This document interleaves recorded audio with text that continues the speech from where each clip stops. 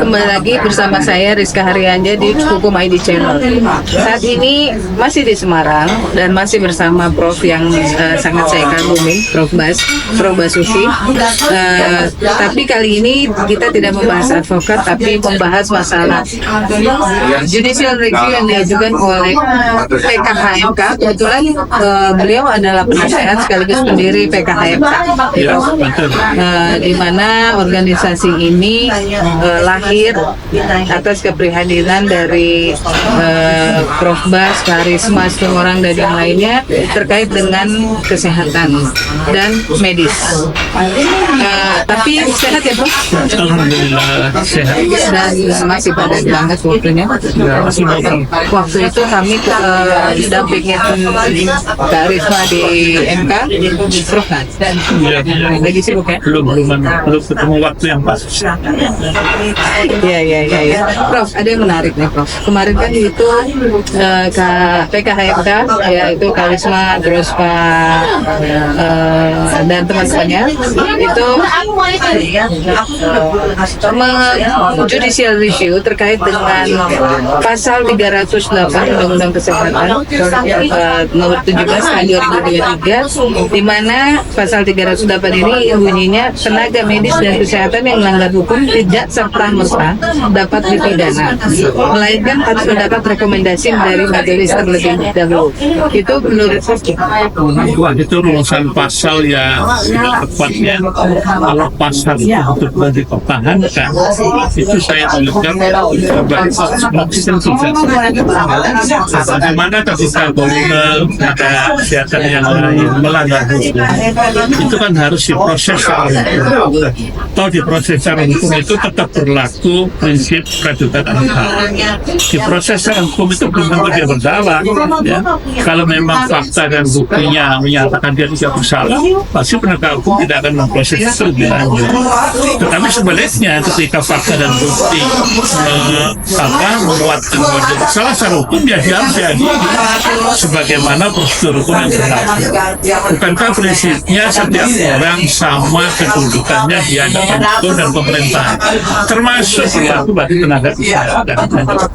Sehingga pasal 308 ya, 308 ini kalau dipertahankan, ini artinya menghalang-halangi penegakan hukum oleh aparat penegak hukum. Bagaimana aparat penegak hukum harus menunggu persetujuan dari MKDK. MKDK ini emangnya siapa? Ya, apakah dia lebih tinggi dari kepolisian, lebih tinggi dari kejaksaan, lebih tinggi dari sehingga menurut saya pasal ini harus diuji di MK karena bertentangan dengan prinsip negara hukum, prinsip persamaan kedudukan di hadapan yang diatur dalam undang-undang.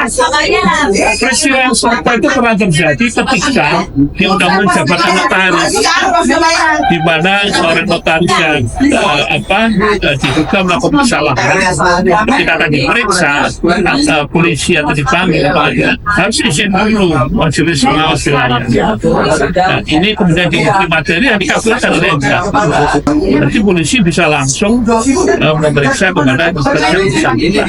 Nah, ternyata model yang serupa diulangi lagi juga undang-undang kesehatan, bahwa kita semua menaruh hormat, percaya pada tenaga kesehatan akan bertindak secara betul dan profesional. Oke.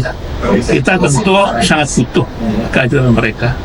Tetapi itu tidak serta-merta kalau mereka melanggar hukum lantas kemudian dihalang-halangi aparat penegak hukum masuk. Harus tetap dibuka kemungkinan atau digantung.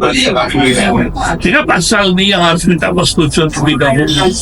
Menurut saya bertentangan dengan prinsip agar hukum, dengan prinsip kedudukan yang berlaku. Sehingga menurut pendapat saya seharusnya MK membatalkan, menyatakan inkonstitusional pasal tersebut. Tapi berarti menurut pasal 308 itu tidak berpihak pada pasal.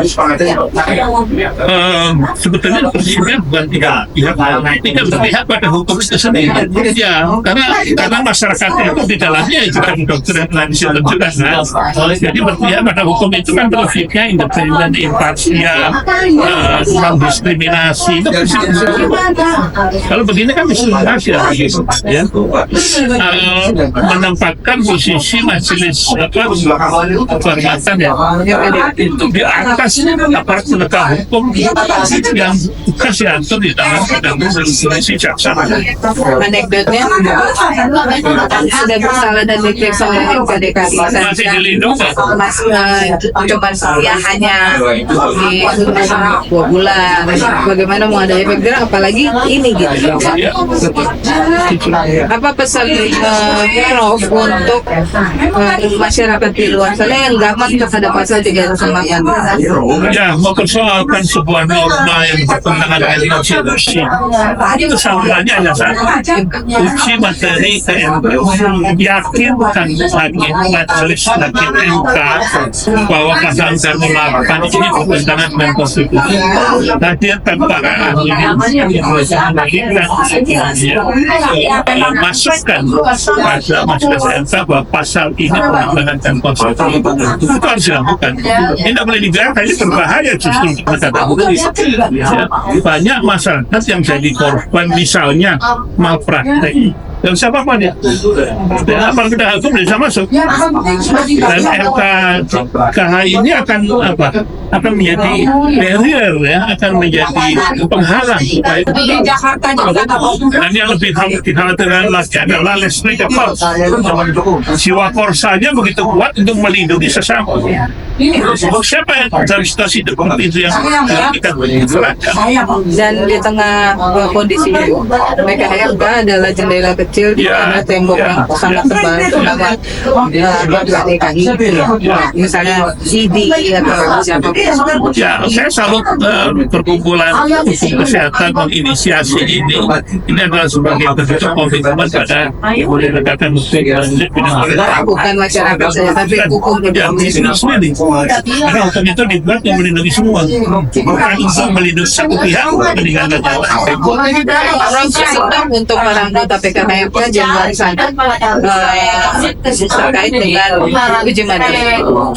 Ya, pesan untuk teman-teman PKKMK, salut ya, Anda semua sudah berinisiasi menguji pasal 308 untuk menjamin tegaknya hukum dan keadilan.